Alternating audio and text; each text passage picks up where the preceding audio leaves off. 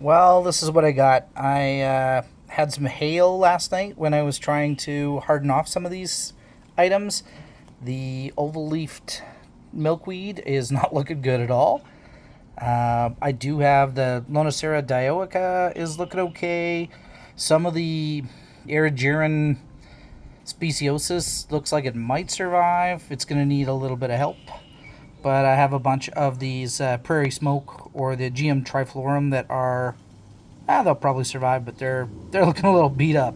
So we'll have to see what happens here. Be kind of it's one of the ups and downs. I placed it too far outside my regular zone in hopes of getting a little bit of moisture, but then it ended up being a big hailstorm and I wasn't home to take them in. It's just the kind of the way it is. Is this one? It's got some green growth. We'll see what happens. The other leaves have been knocked off. But yeah, with some care, this could probably come back. We'll have to see.